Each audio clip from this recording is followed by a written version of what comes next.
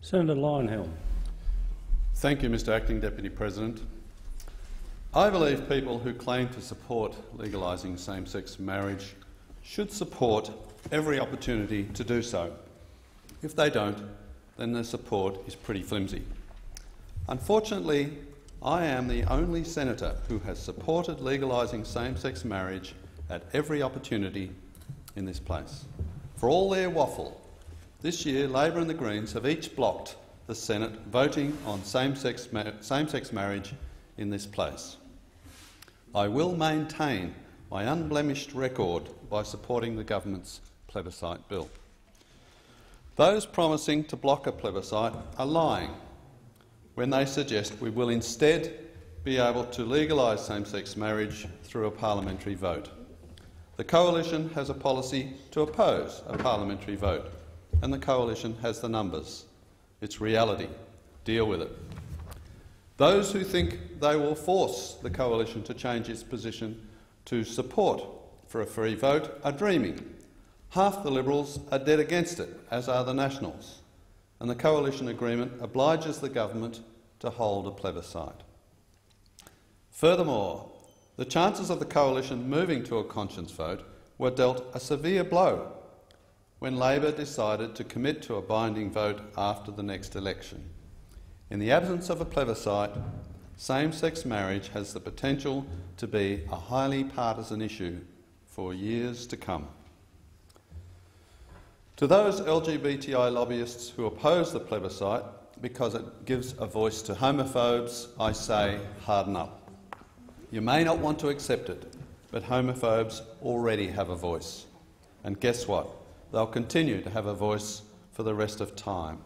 It's called a free society. Your suggestion that an acrimonious debate will prompt suicides and other mental health issues in the LGBTI community is obnoxious.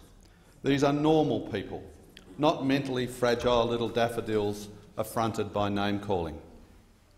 Those people who believe gay people are too weak or fragile to withstand a public discussion are just perpetuating a homophobic stereotype. If such a view was accepted during the civil rights debates in the US last century, women would still be languishing in the kitchen and blacks would be sitting at the back of the bus. They also constitute groups with higher rates of mental illness and can therefore be considered more vulnerable. I wonder how Martin Luther King might have reacted if he was told to refrain from too passionate a debate, lest there was blowback against psychologically fragile Negroes. In fact, the people saying such things don't represent the LGBTI community. They're a front for the Greens.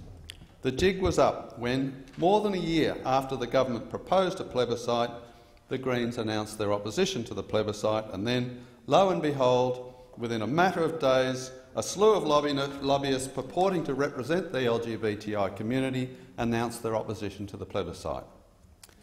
And all Labor is concerned about is the Greens stealing more votes from it.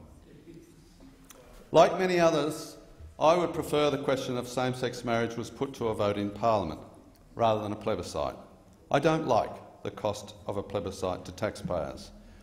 But it is disingenuous for the opponents of a plebiscite in this place to claim they are concerned about the cost to taxpayers. They don't think twice about wasting taxpayers' money on every issue under the sun, and their waste is in the billions, not millions.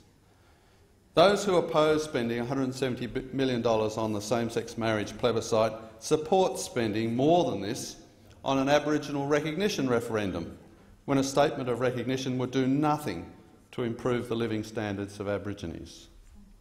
In fact, the cost of a plebiscite could be more than covered by the boost to the economy of additional weddings. The ANZ Bank says that's likely to be at least $500 million a year, and the total economic benefit could be as much as $1 billion, including small businesses and the service sector. Opponents of the plebiscite have also cited the fact that they don't know how same-sex marriage would be legislated if the plebiscite is passed. They need to see the legislation before deciding if it's the right legislation. This suggests they might not support the legalisation of same-sex marriage if it comes with protections for those civil celebrants, florists, cake makers and photographers who want nothing to do with same-sex marriages. This reflects a sadistic mindset. It reveals a desire to get back at opponents of same-sex marriage and rub their noses in it. It also reflects totalitarian thinking, based on a desire to make it obligatory to support same-sex marriage and impossible to hold a different view based on conscience. I will support a plebiscite on same-sex marriage because politics is about compromise. If you don't get things delivered to you just the way you like, you shouldn't take your bat and ball and go home. This bill should pass and the plebiscite should occur because it will lead to same-sex marriage within a matter of months. The obligation is on those who support same-sex marriage, and I am one of them, to ensure the plebiscite passes, not oppose the plebiscite in the first place. I am completely confident a substantial majority of Australians agree with me, and I commend this bill to the Senate. Senator McDonald. Mr Acting Deputy President, what a pleasure always to follow Senator Leyonhjelm and a refreshingly direct and honest contribution to the debate.